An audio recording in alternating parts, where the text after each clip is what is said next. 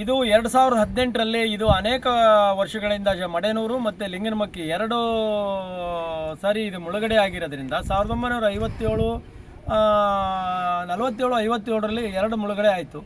ಆದಂಥ ಸನ್ನಿವೇಶದಲ್ಲಿ ಅನೇಕ ಕುಟುಂಬಗಳು ಇಲ್ಲಿಂದ ವಲಸೆ ಹೋಯಿತು. ಇರುವ ಕುಟುಂಬಗಳಿಗೂ ಕೂಡ ಇಲ್ಲಿ ಸಂಪರ್ಕದ ವ್ಯವಸ್ಥೆಗಳು ಇರಲಿಲ್ಲ. ಅಂಥದ್ರಲ್ಲೇ ಅನೇಕ ಬಾರಿ ಪ್ರಸ್ತಾಪ ಮಾಡಿದಂಥ ಸನ್ನಿವೇಶದಲ್ಲೂ ಕೂಡ ಇದು ಕಾರ್ಯಗತಕ್ಕೆ ಬಂದಿರಲಿಲ್ಲ. 2009ನೇ ಇಸ್ವಿ ಪ್ರಪ್ರಥಮ ಬಾರಿಗೆ ಗೋಪಾಲಕೃಷ್ಣ ಸಾಹೇಬರು MLA ಆದಂಥ ಸನ್ನಿವೇಶದಲ್ಲಿ ವಿಧಾನಸೌಧದಲ್ಲಿ ಅವರು ಅದನ್ನು ಪ್ರಸ್ತಾಪ ಮಾಡಿದರು. ಈ ಭರವಸೆ ಸಮಿತಿಯ ಅಧ್ಯಕ್ಷರಾದಂಥ ಸನ್ನಿವೇಶದಲ್ಲಿ ಅವರು ಅದನ್ನು ಪ್ರಸ್ತಾಪ ಮಾಡಿದರು ಪ್ರಪ್ರಥಮ ಬಾರಿಗೆ. ಹಾಗಾಗಿ ಅವರಿಗೆ ಈಗ ಈ ಸನ್ನಿವೇಶದಲ್ಲೂ ಕೂಡ ನಾವೆಲ್ಲರೂ ಕೂಡ ಅವತ್ತಿನ ದಿನಗಳನ್ನು ನೆನಪಿಸ್ತೀವಿ. ಹಾಗೆ ಅಲ್ಲಿಗೆ ನಿಂತು ಹೋಯಿತು.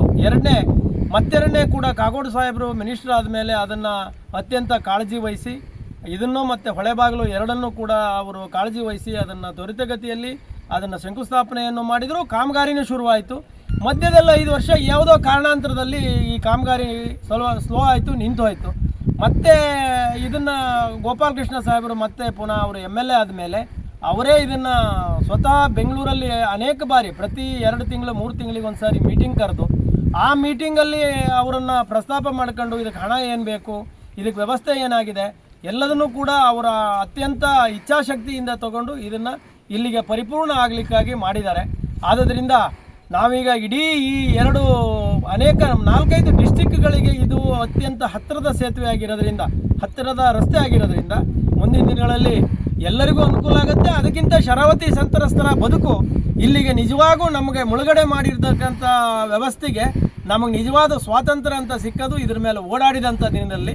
ಅಂಥದಕ್ಕೆ ಸಾಕಾರ ಮಾಡಿದಂಥ ನಮ್ಮ ಸನ್ಮಾನ್ಯ ಗೋಪಾಲಕೃಷ್ಣ ಸಾಹೇಬರಿಗೆ ಮತ್ತು ನಮಗೆ ಸಂಬಂಧಪಟ್ಟಿರ್ತಕ್ಕಂಥ ಎಲ್ಲ ಜನವರ್ಗದವರು ಕೂಡ ಇದರಲ್ಲಿ ಹೋರಾಟಕ್ಕೆ ಭಾಗಿಯಾಗಿದ್ದಾರೆ, ಹೋರಾಟವನ್ನು ಮಾಡಿದ್ದಾರೆ.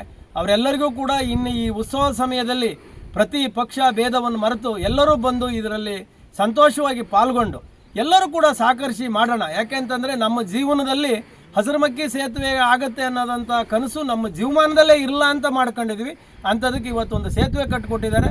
ಕಾರಣ ನಮಗೆ 5 ಗಂಟೆ 6 ಗಂಟೆ ಆದಮೇಲೆ ನಮಗೆ ಯಾವುದೇ ಸಂಪರ್ಕ ಇಲ್ಲ. ಈಗಲೂ ಕೂಡ ನೀವು ನೋಡ್ತಾ ಇದ್ದೀರಿ, ಲಾಂಚ್ ಇಲ್ಲ. ಈಗ ಲಾಂಚ್ ಇಲ್ಲ. ಜನ 100 ಕಿಲೋಮೀಟ್ರ್ ಹೋಗ್ಬೇಕು, ಸಾಗರ ಹೋಗಬೇಕು ಅಂದರೆ ವಿದ್ಯಾಭ್ಯಾಸಕ್ಕೆ ಮಕ್ಕಳಿಗೆಲ್ಲ ತೊಂದರೆ ಆಗ್ತಿದೆ. ನಮ್ಮ ಸಾಹೇಬರಿಗೂ ಕೂಡ ನಾವು ಮನವರಿಕೆ ಮಾಡ್ತೀವಿ.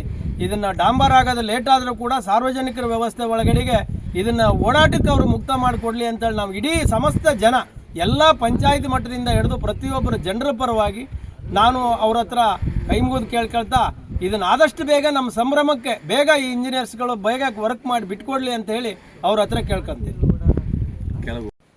ಇವತ್ತು ನಿಟ್ಟೂರು, ಸಂಪೆಗಟ್ಟೆ, ಮತ್ತಿಮನೆ, ಶಂಕಣ್ಣ ಶಾನುಬಾಗು ಹಾಗೂ ಉಡುಪಿ ಜಿಲ್ಲೆಯ ಒಂದು ಕೊಲ್ಲೂರು ಈ ಕ್ಷೇತ್ರಕ್ಕೆ ಸಂಪರ್ಕ ಕೊಂಡಿಯಾಗಿರ್ತಕ್ಕಂಥ ಇವತ್ತು ಹಸಿರುಮಕ್ಕಿ ಸೇತುವೆ ಇವತ್ತು ನಮ್ಮೆಲ್ಲರ ಕನಸಿನ ಒಂದು ಸೇತುವೆ ಆಗಿತ್ತು.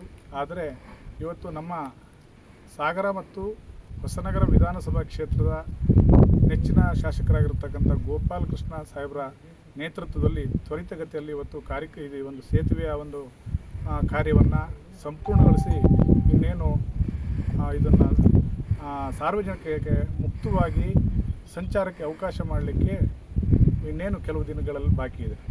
ಆ ಒಂದು ಸಂಭ್ರಮಕ್ಕೆ ಮತ್ತೊಂದು MLA ಗೋಪಾಲಕೃಷ್ಣ ಅವರು ಹೀಗೆ ಜನಪರವಾಗಿ ಸಾಕಷ್ಟು ಕೆಲಸಗಳನ್ನು ಮಾಡಿ ಇವತ್ತು ನೆನೆಗುದಿಗೆ ಬಿದ್ದಿರತಕ್ಕಂಥ ಈ ಸೇತುವೆಯನ್ನು ಅತ್ಯಂತ ಒಂದು ಶ್ರಮವಹಿಸಿ ಅವರು ಮುತುವರ್ಜಿತೆ ಕಾಳಜಿಯಿಂದ ವಹಿಸಿದ್ದಕ್ಕೆ ಇವತ್ತು ಈ ಸಂಪೂರ್ಣ ಕೆಲಸ ಕೊನೆಗೊಳ್ಳುವಂಥ ಹಂತದಲ್ಲಿದೆ.